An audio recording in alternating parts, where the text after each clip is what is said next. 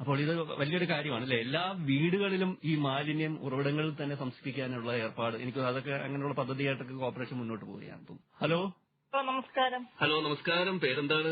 പേര് പറയത്തില്ല. Wayanad. Okay, Sophia. ഞാൻ അറിയാതെ ചോദിച്ചു പോയതാ.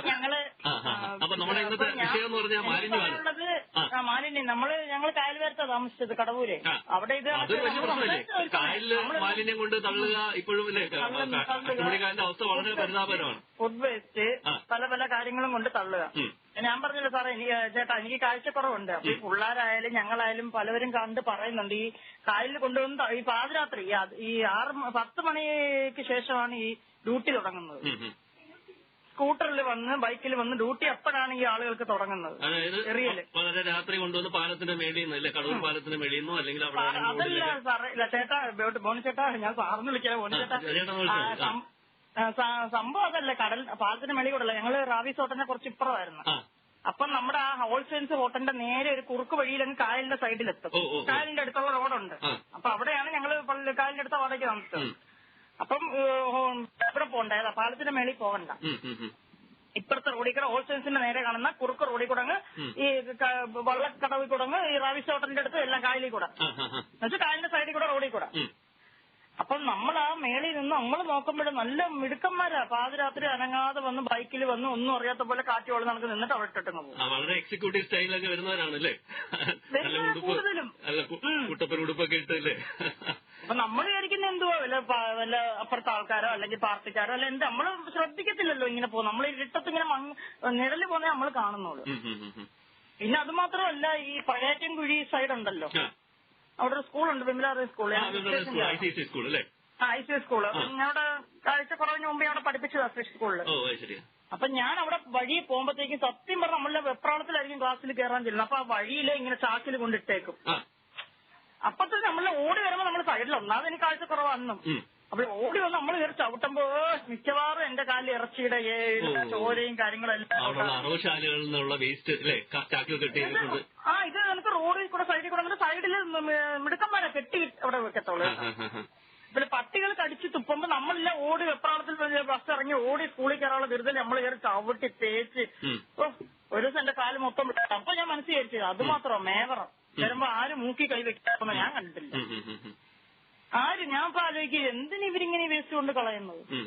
സത്യം പറയാം, അതെല്ലാം കണ്ടതിന് ശേഷം ഞങ്ങൾ മനസ്സിലാക്കി. ഇപ്പൊ ഞങ്ങള് മെയിനാട് വീട് വെച്ചപ്പോ ചേട്ടൻ തന്നെ പറഞ്ഞു, എന്താ കണ്ടപ്പോ നമുക്കൊരു വിഷമം. അതിനെക്കാട്ടും നമ്മൾ ഫുഡ് വേസ്റ്റ് നമ്മുടെ തെങ്ങിന്റെ മുട്ടി കുഴിച്ചിടുക. ഫുഡ് വേസ്റ്റ് തോനെയില്ല, ചോറിന്റെ വേസ്റ്റ് പിള്ളേർ കഴിച്ചതിന്റെ ബാക്കിയെല്ലാം 2 ദിവസമായ ചോറൊക്കെ കാണും. അതൊക്കെ നമ്മൾ തെങ്ങിന്റെ മുട്ടി കുഴിച്ചിടുക, അത് വളമാവും. പിന്നെ ഞങ്ങൾ അയ്യത്ത് തന്നെ വലിയൊരു സ്ഥലത്തിന്റെ ഒരു സൈഡിൽ നമ്മൾ വീട് വെച്ചിട്ടുള്ളൂ, വേറെ ആൾക്കാരുടെ സ്ഥലം. അപ്പൊ അവിടെയായിരുന്നു കത്തിച്ചോണ്ടിരുന്നത്. അപ്പൊ ചേട്ടൻ പറഞ്ഞു, എന്തിനാ നമ്മൾ മറ്റുള്ളവരെ ഉപദ്രവിക്കുന്ന, ഒരു കാര്യം നമുക്ക് റിങ് വാങ്ങിച്ചു പോയി കിണറ്റിന്റെ മേളിൽ. അപ്പൊ കിണറ്റിന്റെ മേളിൽ വെക്കുന്ന റിങ് നമ്മൾ പ്രത്യേകം ഒരു 500 രൂപയ്ക്ക് വാങ്ങിച്ചു വെച്ചു. അതിന്റെ അകത്ത് ചവറ് കത്തിക്കുക, പ്ലാസ്റ്റിക് നമ്മൾ ഹരിതസേനയ്ക്ക് കൊടുക്കുക. അപ്പൊ ആർക്കും ഒരു ഉപദ്രവം ഇല്ലല്ലോ ചേട്ടാ. അങ്ങനെ നമുക്ക് അതിനകത്ത് ഇപ്പൊ ബയോഗ്യാസ് ഒക്കെ ഉണ്ടാക്കാമല്ലോ, ഈ ജൈവ മാലിന്യം കൊണ്ട്. അങ്ങനെ കോർപ്പറേഷൻ അങ്ങനെ പദ്ധതികളൊക്കെ ഉണ്ടല്ലോ, അതുമായിട്ട് ചേർന്ന് അങ്ങനെ എന്തെങ്കിലും ചെയ്തു കഴിഞ്ഞാൽ നല്ലതായിരിക്കും. വയനാട് പഞ്ചായത്താ, കോർപ്പറേഷൻ പഞ്ചായത്ത്. ഓക്കെ. അപ്പൊ ഇതൊക്കെ ആകുമ്പോഴത്തേക്കും നമുക്ക് ഒത്തിരി ഇത് മാലിന്യ സംഭരണം കുറയും. കൂടി ചേർന്ന് മറ്റുള്ളവർക്ക് ഉപദ്രവം വരാത്ത രീതിയിൽ കാര്യങ്ങൾ ചെയ്യാൻ പറ്റും. പിന്നെ കടവൂർ പള്ളി തന്നെ ഞങ്ങൾ പോയി കഴിഞ്ഞാൽ ഒന്ന് ജസ്റ്റ് ഒന്ന് കാറ്റ് കൊള്ളാൻ പള്ളിയുടെ താഴെ വന്നിരുന്ന ഇങ്ങനെ ഒഴുകി വരും പ്ലാസ്റ്റിക്കും വേസ്റ്റുകളും. ഒത്തിരി ഉണ്ട് ഇപ്പോഴും. ഞാൻ കണ്ടിട്ടുണ്ട് പ്ലാസ്റ്റിക് ഇങ്ങനെ ഒന്ന് കെട്ടിക്കിടക്കുകയാണ്.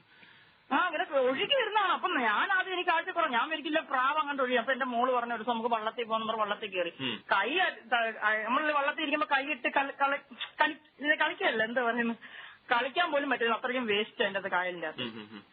നമ്മൾ ബോട്ടിൽ ഇരിക്കുമ്പോ തന്നെ നമ്മളൊന്ന് താഴോട്ട് നോക്കി. പണ്ടൊക്കെ ഞങ്ങൾ കൊച്ചിലേക്ക് ഞങ്ങൾ കടവോട് നമുക്ക് കൈയിട്ടൊക്കെ കായലിൽ കിടന്ന് കളിച്ച ഞങ്ങളാ. പക്ഷെ ഇപ്പൊ കൈ ഇടാൻ പോലും അറപ്പ. നാശമായി ചേട്ടാ, വെള്ളത്തിന് മാത്രമല്ല വാട ഭയങ്കര വാട. കാരണം ഫുഡ് വേസ്റ്റ്. ഞാൻ ഒരു ദിവസം കൈയിട്ടടിച്ചപ്പോഴത്തേക്ക് ഇറച്ചിയുടെ എന്തിനാ ഞാൻ പറഞ്ഞ ചാക്ക് കായലും കൊണ്ട് കളയാറുണ്ട്. അത് കണക്ക് ഹോൾസെയിൽസിന്റെ അപ്പുറത്തെ സൈഡ് കായലും അത് ഇത് കണക്ക് തന്നെ. ഞാൻ ഒരു ദിവസം എന്തോ ആവശ്യത്തിന് ഞങ്ങൾ ഹോൾസെയിൽസിൽ പോയപ്പോഴും അതേ അവിടെ തന്നെ ഇത് ഞാൻ കാണാം. അപ്പൊ ഞാൻ മനസ്സിലാക്കിയത് എന്തോ ഇത് എല്ലായിടത്തും വേസ്റ്റ് തന്നെ. ക്യാമറ വെച്ചിട്ടൊന്നും കാര്യമില്ല ചേട്ടാ. ക്യാമറ ഓഫ് ആവുന്ന സമയത്ത് അവർ കൊണ്ട് കളയും, അല്ലെങ്കിൽ ക്യാമറയ്ക്ക് ഹെൽമെറ്റ് വെച്ചുകൊണ്ട് കളയും. ക്യാമറ ഒന്നും വെച്ചിട്ടൊരു പ്രയോജനം എനിക്ക് തോന്നുന്നു. കാരണം എന്തായാലും ഹെൽമെറ്റ് വെക്കുന്ന ഒരു മനുഷ്യരെയും കണ്ടുപിടിക്കാൻ പറ്റത്തില്ല.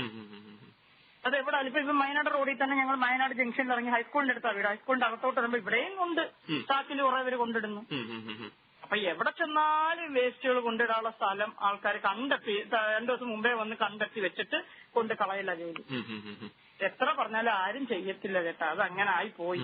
നമ്മളെ അങ്ങനെ അതുകൊണ്ട് ചർച്ചകൾ വീണ്ടും വീണ്ടും സജീവമാക്കുന്നത്. ഇങ്ങനെയുള്ള ചർച്ചകൾ നടക്കുമ്പോൾ ആ ഒരു ബോധവൽക്കരണം എന്തെങ്കിലുമൊക്കെ മനസ്സിൽ കയറും. അതിനുള്ളൊരു ശ്രമം കൂടിയാണിത്. അല്ല, അപ്പൊ നമ്മൾ ശരിയാവും. ഞാൻ വില്ലേജ് ഓഫീസിൽ പോയി, വയനാട് വില്ലേജ് ഓഫീസിൽ വീടിന്റെ ആവശ്യത്തിന്. അപ്പൊ അതിന്റെ ഫ്രണ്ടിലും വേസ്റ്റ് കിടക്കണം. അപ്പൊ പിന്നെ എല്ലാം പറയാൻ പറ്റുമോ?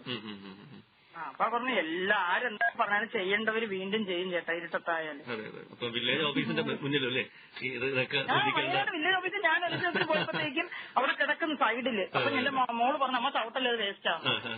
നീ കാണത്തില്ലല്ലോ. അപ്പോഴും ഞാൻ മനസ്സിൽ വെച്ചത് എവിടാണ് ഇത് ഇല്ലാത്തത്. കോർപ്പറേഷന്റെ ഫ്രണ്ടിലേ ഉള്ളെന്ന് തോന്നി ഇപ്പൊ ഇല്ലാത്തത്.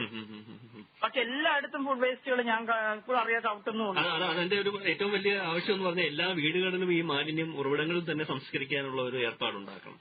അതാണ് നമ്മൾ ഇന്നലെ തന്നെ ഞങ്ങളുടെ ഒരു ബന്ധു കോർപ്പറേഷനും പഞ്ചായത്തും എല്ലാം തയ്യാറാവണം. അപ്പൊ എറണാകുളത്ത് ഒരു ചേട്ടൻ വന്നപ്പോ ഇന്നലെ പറയുന്നത് എറണാകുളത്ത് ഫുഡ് വേസ്റ്റ് കൊണ്ടുപോകാനുള്ള സൗകര്യം ഉണ്ടോ.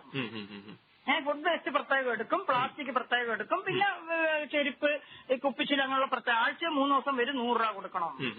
അപ്പൊ കൊല്ലം ജില്ലയിൽ അങ്ങനെ വെച്ചായിരുന്നെങ്കിൽ ഫുഡ് വേസ്റ്റ് ഇങ്ങനെ പദ്ധതികളൊക്കെ ഉണ്ട്. ഇപ്പൊ ജൈവ മാലിന്യവും അജൈവ മാലിന്യവും ഒക്കെ എടുക്കുകയും അതെല്ലാം ചെയ്യും. ഇനിയിപ്പോ അങ്ങനെയൊക്കെ വരുന്നുണ്ടെന്ന് തോന്നുന്നു. അപ്പൊ അതാണ് ചേട്ടാ എനിക്ക് പറയാം. ഓക്കെ, അത് കൊള്ളാം, നല്ലോണം പറഞ്ഞു.